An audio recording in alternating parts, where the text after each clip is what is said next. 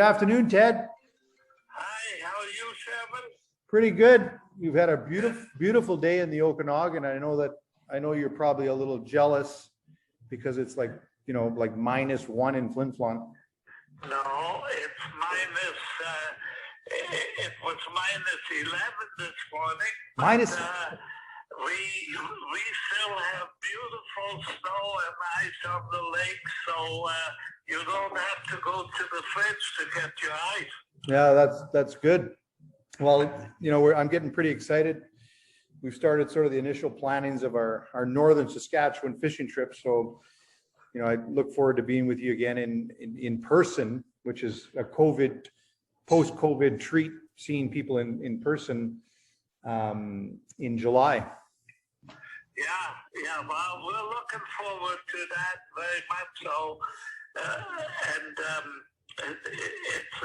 that's a place to be, away from the rest of the world and its problems, for sure. Well, for listeners that are tuning into our little YouTube video, I'm online with Ted Ohlsen. We didn't try and bring Ted into the video, although we're gonna maybe work on that next time, just because Ted's sort of against laptops, I think. And but Ted and I have got to know each other very well over the last couple of years. Ted's been a part of the Dahl Foundation, and one of the things that Ted does is these beautiful carvings, and I'm going to show you a few of the carvings. But before I do that, Ted, do you just want to give a real brief introduction to who you are?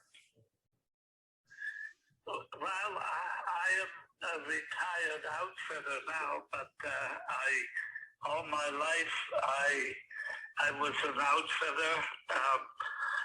I lost my eyesight when I was 22 years old, but my dream was to become an outfitter, and that's what I did. I became Canada's first blind outfitter, and while 50 years in the outfitting business, I was introduced to woods in the boreal forest, to many different types of woods, but one of them was called the diamond willow wood, and it grows in the north in the boreal forest, and I took to carve with that wood, found it very nice to carve with, and did a lot of carving, which many of my guests over the 56 years of outfitting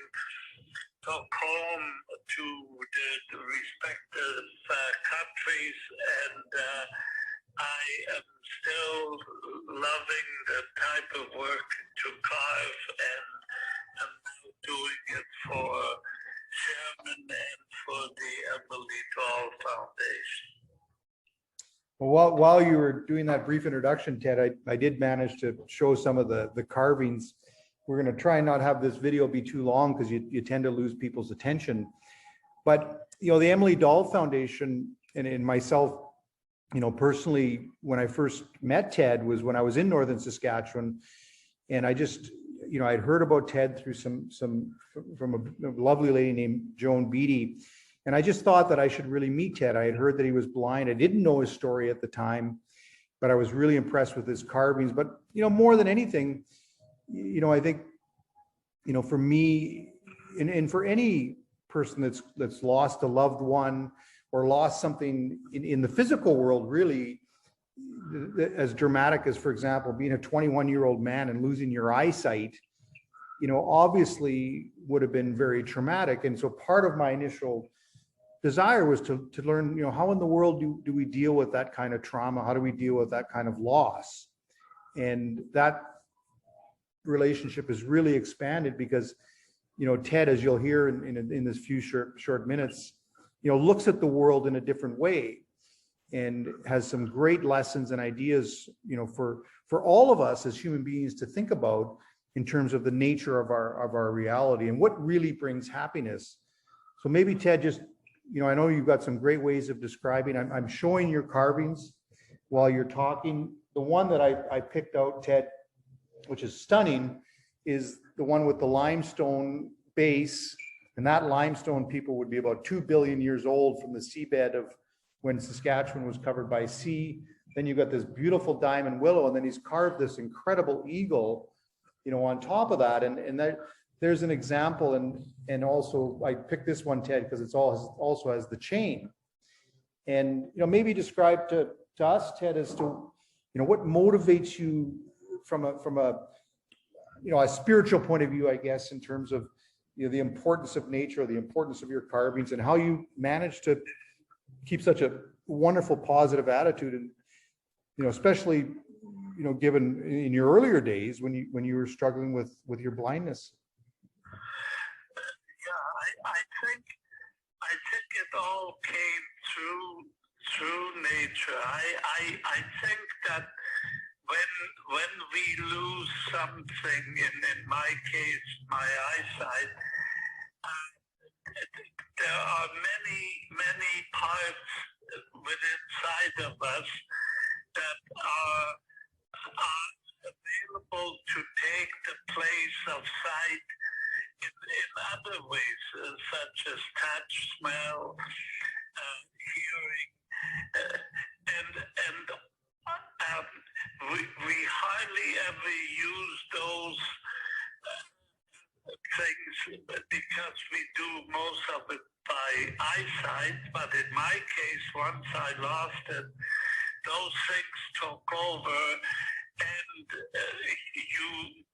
it built inside of me what I call the inner eye. And the inner eye is perhaps a combination of imagination, I am not sure, but the inner eye guided me from the day that I lost my eyesight in many ways.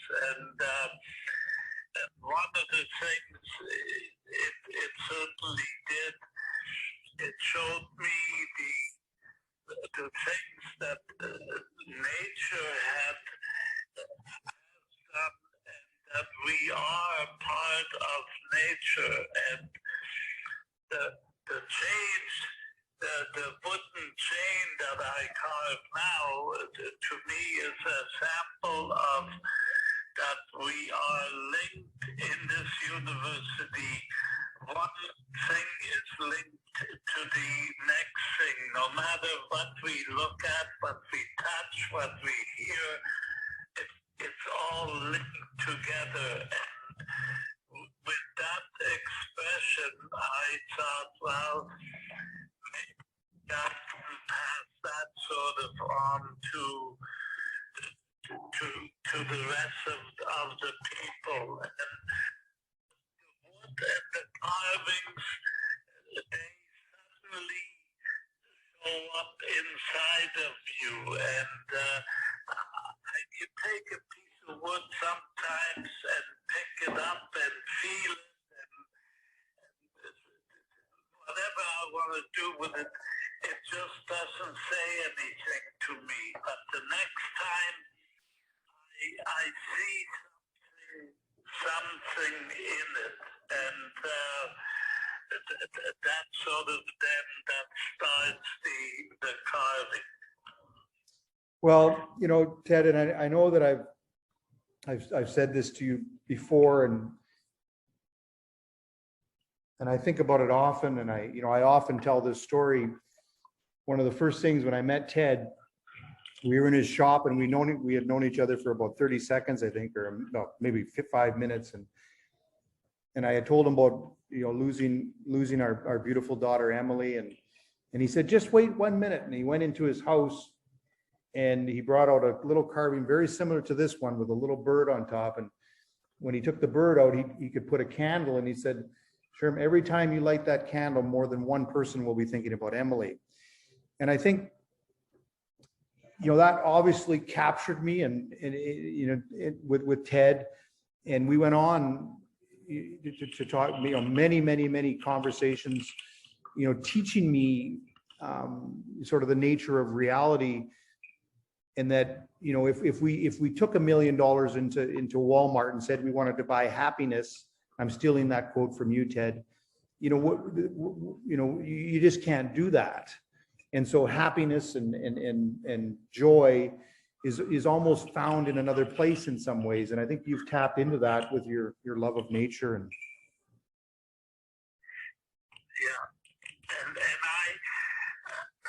you mentioned I of course find the greatest shop is the great Canadian outdoors, the boreal forest, and I think it is really unique that when you have a piece of the limestone that I make a base of in your house, then you have a piece of the bottom of the ocean billions of years ago, and I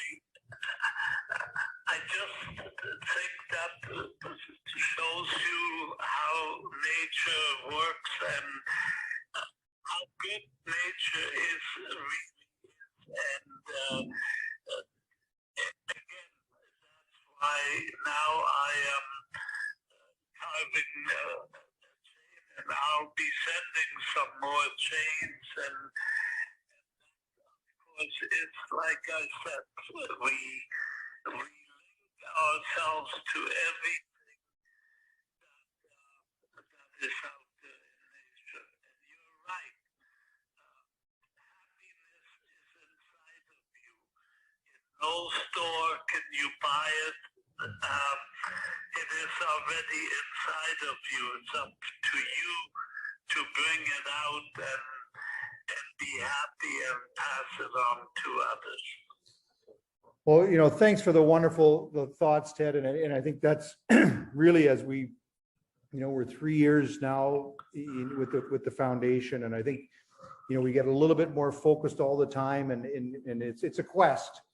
And, you know, Ted's been right along with me really very, very soon, you know, after Emily passed away, because I was out searching for understanding of the experience that I was going through. And I've, you know, working with Ted, and I plan to be working for Ted for many, many years, has been, you know, really, really good for me. And I think ultimately also for the foundation, which ultimately helps others, which was really Emily's goal, was happiness and helping others. And I think, you know, Ted's brought it out in a wonderful way. Is, you know, we often think that happiness is going to come from the material world and from those shorter term pleasures that tend to be impermanent and kind of, they come and go. And I think Ted's pointing to a more permanent, eternal happiness that I think is something to explore within yourself. Yeah. Well, like I said, there's a lot of good things out there.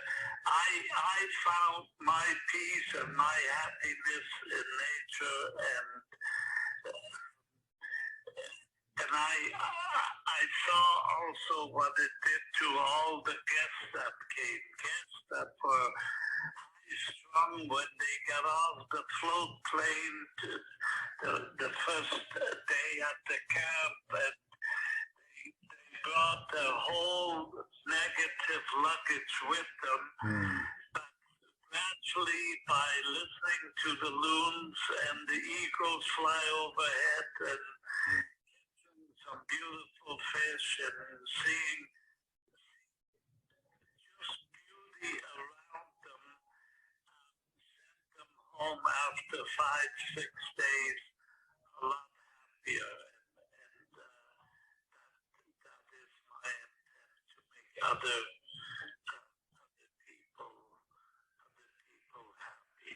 Well, in closing, Ted, you know, one of these carvings, I don't know if you remember this one, but it's like a little bunny. So that it was a little bit, maybe a little late for Easter, but I'm certainly going to find some, you know, young adult that will really love this carving. And you know, and thank you for the whole batch. I mean, I probably got about 10 or 12 carvings today. And, with that, Ted, just a big thank you for taking the time to chat with me today. And you can bet that these carvings are all going to find wonderful homes. And if anybody out there from the Emily Dahl Foundation would like one, just send us an email. You can find our email address on our website, of course. And any final words, Ted, and then we'll sign off. Well, yeah, the plaques that you've made are beautiful, that go on there. And as you know, I have attached a little tag to each one, which gives a little bit of background of what happened to me in my life. And I think at the very end, beautiful little poem, something, I saw this piece of wood one day, I picked it up, I heard it say, and if you want to know the rest, you have to read the card. All right, Ted, thank you so much. Okay, have a good day. You too, Ted.